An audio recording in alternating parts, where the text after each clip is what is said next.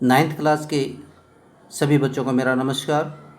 बेटा, आज जो साइंस की वर्कशीट आई, वर्कशीट नंबर 33, इसमें हम पाठ नंबर 8 के अंतर्गत गति के अंतर्गत त्वरण और वेग को किस प्रकार ग्राफीय विधि द्वारा दर्शाया जाता है वो समझेंगे। साथ ही हम जानने की कोशिश करेंगे कि ग्राफ के द्वारा किस प्रकार से हम दूरी और विस्थापन को निकालेंगे। बच्चों, जिज्ञासा दीदी पूछती है, क्या ग्राफ का प्रयोग करके दूरी या विस्थापन ज्ञात किया जा सकता है। चलिए जानते हैं। ज्ञान से पूछती है। ज्ञान कहता है कि दीदी, जिस प्रकार से दूरी और समय का उपयोग करके परसों हमने वर्कशीट में पिछली वर्कशीट नंबर 32 में चाल ज्ञात किया था, तो आज इस वर्कशीट में हम वेग और समय ग्राफ के द्वारा दूरी और विस्थापन निकालना सीखेंगे। इसके लिए बच्चों, वेग को हमेशा ध्यान से देखिए। वेग को हमेशा हम y अक्ष पे लेंगे, ये देख लो, और x अक्ष पे समय को ले लेंगे। तो बच्चों, इस चित्र में ये दिखाई दे रहा है कि वस्तु समय तो बढ़ रहा है, इसका समय के बढ़ने के साथ साथ, लेकिन इस वस्तु का वेग उतना ही है, 40 मीटर पर सेकंड के वेग से चल रही है। तो इस प्रकार ये वस्तु है, इसमें कोई त्वरण पैदा नहीं होता। त्वरण होता है वेग में परिवर्तन की दर। तो यहाँ वेग में कोई परिवर्तन हुआ ही नहीं, 40 मीटर पर सेकंड की स्पीड से वेग से ही चल रही है वस्तु। यानी ना वेग ज़्यादा हुआ, ना कम हुआ, ना ज़्यादा ना कम, यानी समान वेग से वस्तु चल रही है। तो यहाँ त्वरण शून्य होगा बच्चों। तो एक समान चाल में त्वरण हमेशा शून्य होता है। ठीक है, नेक्स्ट चित्र पे आते हैं। नेक्स्ट चित्र पर बच्चों उसी तरह से समय दिया गया है, x अक्ष पे, y अक्ष पे वेग दिया है। तो यहाँ पे ग्राफ है जो एक स्ट्रेट लाइन है चढ़ती हुई। तो त्वरण हमेशा तभी होगा बच्चों जब कोई लाइन तिरछी लाइन हो। ठीक है, जैसे पिछले चित्र में हमने देखा था, वो लाइन टेढ़ी लाइन नहीं थी, ऊपर नीचे लाइन नहीं थी, बल्कि स्मूथ लाइन थी बिल्कुल। एक्स अक्ष के समानांतर लाइन थी, तो उसमें कोई त्वरण नहीं था। लेकिन यदि ढलान होता है तो त्वरण पैदा होगा। ढलान वो ऊपर भी हो सकता है, थोड़ा सा नीचे भी हो सकता है, ये ऊपर नीचे जिग जैग भी हो सकता है। तो इन सभी में त्वरण होगा, और ऐसी गति को हम त्वरित गति कहते हैं। चलिए आगे बढ़ते हैं। जब ये देखिए तीसरे ग्राफ में, जब वस्तु का वेग धीरे धीरे, जैसे यहाँ पे है 10 मीटर पर सेकंड का वेग है वस्तु, अब वो धीरे धीरे धीमी हो गई वस्तु, कोई भी व्हीकल है, और वो शून्य पे आ गया। ये देखो शून्य वाली रेखा पे आ गया, यहाँ पे आ गया शून्य वाली रेखा पे, तो इसका वेग शून्य हो गया। तो ऐसे त्वरण को, जो वस्तु पहले 10 मीटर पर सेकंड के वेग से चल रही थी, 8 7 होते हुए 6 7 और 0 रुक गई, वस्तु थम गई, तो ऐसी गति को मंदन गति या मंदन कहते हैं। अब इसको त्वरण नहीं कहेंगे, मंदन कहा जाता है, क्योंकि वस्तु धीमी हो रही थी। चलिए नेक्स्ट ग्राफ को देखते हैं। असमान त्वरण, जब वस्तु का वेग बढ़ रहा है, फिर घट रहा है, बढ़ रहा है, घट रहा है, तो इस प्रकार से असमान वेग से वस्तु चल रही है, तो ऐसे त्वरण को असमान त्वरण कहा जाता है। आगे बढ़ते हैं बच्चों।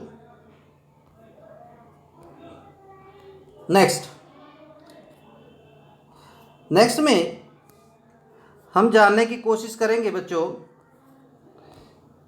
हाँ, वेग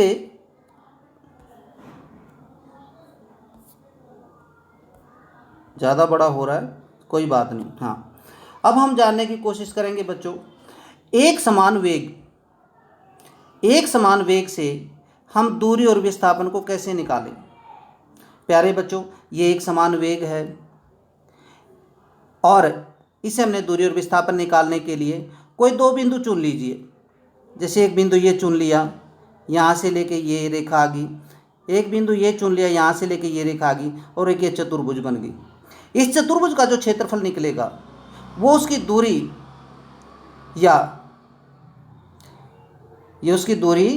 या विस्थापन कहलाएगा। ये उसकी दूरी ज्ञात की करेगी बेटा।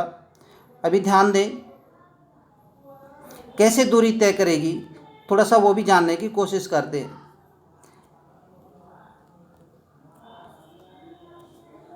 हाँ,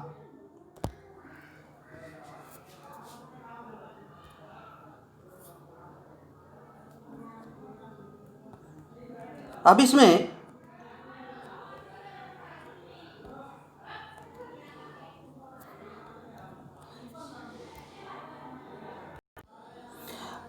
अब बेटा इसमें देखिए, ये जो चतुर्भुज बन गई है, ए बी और सी डी, ये चतुर्भुज, इसका क्षेत्रफल एक आयत बन गई है। आयत का क्षेत्रफल होता है लंबाई गुणा में चौड़ाई। एक तो हम ये भुजा ले लेंगे, एक ये ले लेंगे, तो इसका माप तो हमें मिल जाएगा यहाँ से यहाँ, यानी सी डी हो जाएगा। ये सी डी हो जाएगा एक्स अक्ष पे, और वाई अक्ष पे हो जाएगा ए सी।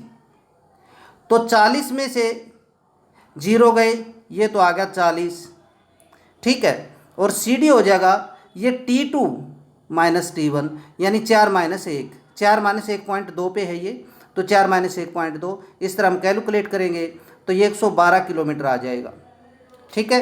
तो 112 किलोमीटर ये हमने इसकी दूरी निकाल दी, वस्तु 112 किलोमीटर।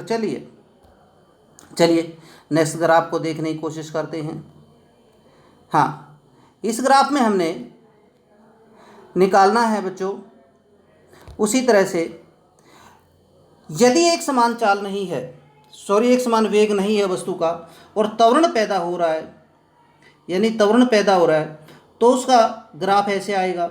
और उसमें भी हम दो बिंदु ले लेंगे इसी तरह से, एक्स अक्ष पे एक बिंदु ये ले लिया, एक ये ले लिया, और ऊपर भी दो ले लेंगे, ये आ गया, और इस तरह से एक हमारी चतुर्भुज बन जाती है। लेकिन ये आयत बना लो, एक आयत ये नीचे वाली बन गई और एक ये त्रिभुज बन गई ऊपर वाली, एक आयत बन गई ये। तो दोनों का क्षेत्रफल निकाल लो। अब हम दोनों का क्षेत्रफल निकालेंगे बच्चों। एक तो ये हो गया चतुर्भुज आयत ए बी सी डी का क्षेत्रफल लंबाई गुणा में चौड़ाई। अब इस त्रिभुज का क्षेत्रफल निकाल लो। ये ए डी आधार हो गया और डी ई इसका लंब हो गया, 1/2 लंब आधार इंटू लंब, ठीक है, बेस इंटू हाइट ये। और इस तरह से हम यहाँ से इनकी वैल्यूज रख लेंगे, यहाँ से रख लेंगे ए बी की वैल्यू रख लेंगे। ये यहाँ से 20 आ गई, ए बी की 18 है, तो ए बी की वैल्यू 18 आ गई। बी सी की वैल्यू हमने मिल गई, बी और सी यहाँ से हम कैलकुलेट कर ले, 20 माइनस 12, तो ये 8 आ गई। और उसके बाद ए डी की वैल्यू हम 20 माइनस 12, ए डी की वैल्यू हमारी 20 माइनस ये होगा, उसी तरह से 20 माइनस 12 8 आ गई। और डी ई की वैल्यू हम यहाँ से कैलकुलेट कर लेंगे इतनी, इस पोर्शन से, और ये आ जाएगी हमारी 36 माइनस, ये आ गई 36 माइनस 18। तो हमने यहाँ इस तरह से हम कैलकुलेट करेंगे तो 216 मीटर ये आ जाएगा, ठीक है बेटा। और हम इसको निकाल सकते हैं। चलिए अब कुछ क्वेश्चन है इसके, कुछ क्वेश्चन हैं वो जानते हैं। पहला क्वेश्चन है, यदि किसी वस्तु का वेग समय ग्राफ एक्स अक्ष पे के समानांतर एक सरल रेखा है, जैसे हमने अभी पढ़ा था, ये एक्स अक्ष, ये वाई अक्ष, और एक समानांतर रेखा है एक्स अक्ष की, तो इसका मतलब त्वरण 0 है। तो उसका त्वरण क्या होगा? तो बच्चों त्वरण 0 होगा। त्वरण तो तभी होगा जब कोई ढलान होगा, यहाँ तो ढलान नहीं है, ठीक है, तो पहले क्वेश्चन में आएगा, आप समझ ही गए होंगे कि त्वरण को कैसे निकालना है। ठीक है, नेक्स्ट क्वेश्चन, दिए गए ग्राफ में वस्तु द्वारा 2 सेकंड में और 3 सेकंड में तय की गई दूरी ज्ञात करना। यानी 2 सेकंड में ये हो गया 2 सेकंड और 3 सेकंड। इसी तरह से ये बन जाएगा जो हमने यहाँ पे निकाला था, एक आयत बन जाएगी, एक चतुर्भुज बन जाएगा, और इसकी वैल्यू यहाँ से निकाल लेंगे, इसकी वैल्यू यहाँ से, और इसकी वैल्यू यहाँ से आ जाएगी।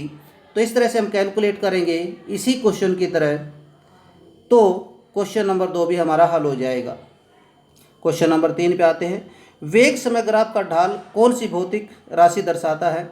बच्चों, वेग और समय के बीच जो ग्राफ है, वेग और समय के बीच जो ग्राफ है, ये देखो, वेग और समय के बीच जो ग्राफ है वो दर्शाता है, त्वरण दर्शाता है, त्वरण।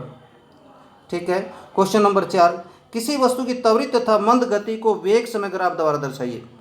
जो त्वरित गति होती है, किसी वस्तु की त्वरित गति, तो ग्राफ को हम ऐसे दिखाएंगे, एक ढलान दिखाएंगे, चाहे वह थोड़ी ढलान हो चाहे ज़्यादा हो, एक ढलान हम दिखा देंगे इनमें से कोई, मतलब जो भी हो आप दिखा सकते हैं।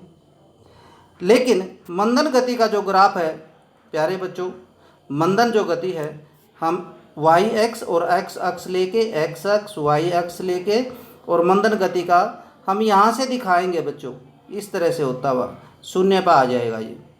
जैसे 20 मीटर पर सेकंड की स्पीड से कोई वस्तु चल रही है, कि वेग से कोई वस्तु चल रही है, तो वह धीरे धीरे 8 पे आएगी, 8 पे, 6 पे, 5 पे, 3 पे, 2 पे, 0 पे आ जाएगी। तो ऐसी गति को मंदन गति कहा जाता है। बच्चों, आशा है कि आज की वर्कशीट नंबर 33 आपको समझ आई होगी। यदि फिर भी आपको इस वर्कशीट में कोई प्रॉब्लम है, मुझसे बात कीजिए। बाकी इसमें ऐसी ज़्यादा प्रॉब्लम है नहीं। ठीक है, थैंक यू बच्चों, आज के लिए मिलते हैं अगली वर्कशीट में।